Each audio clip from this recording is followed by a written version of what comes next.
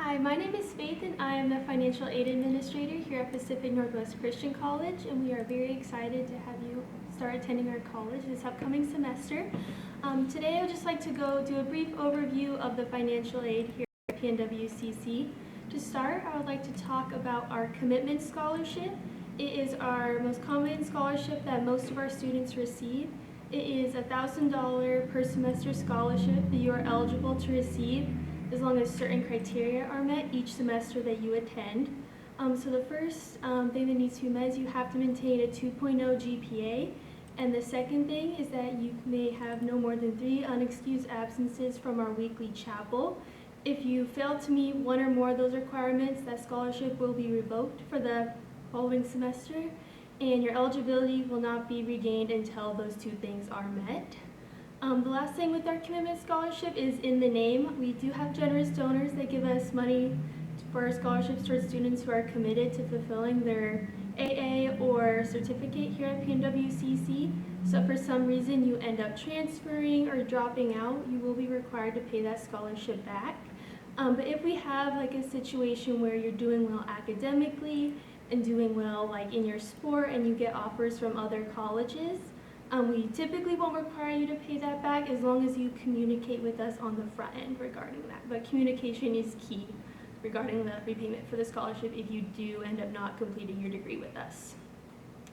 Next thing, I would just like to go through some payment options for the college.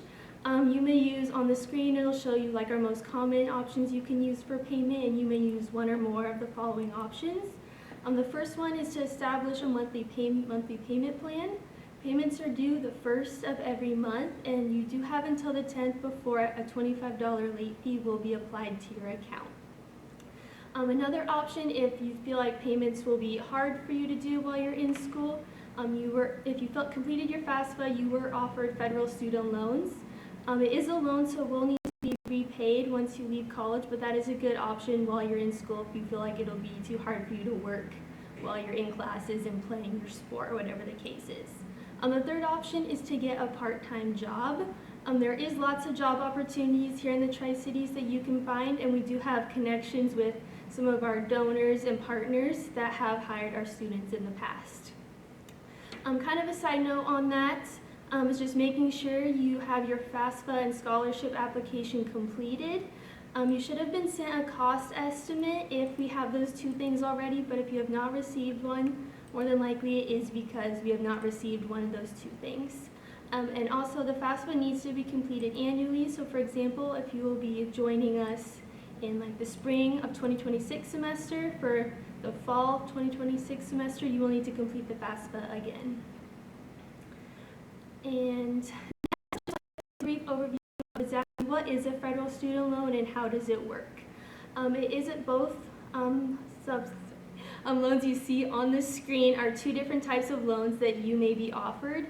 They are dependent upon your financial needs, so you may notice that you only receive one or both depending on your FAFSA form.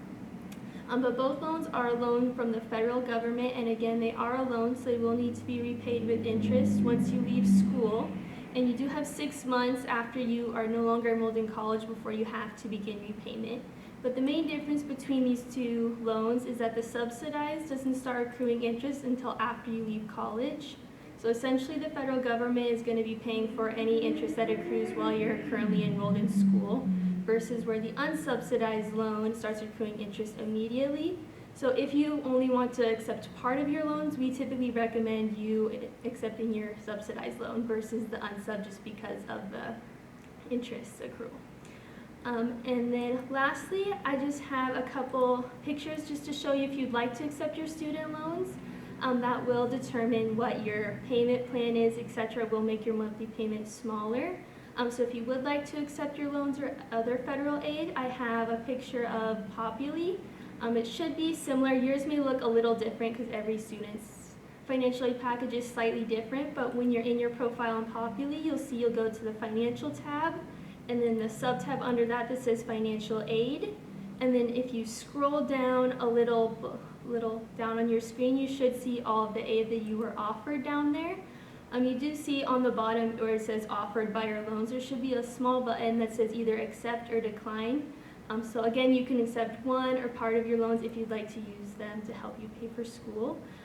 This is, again, just like an overarching overview. Everyone's financial package is slightly different, but if you have any questions or want more specifics on student loans, your scholarship eligibility, or anything like that, you can always feel free to make an appointment to come talk to me.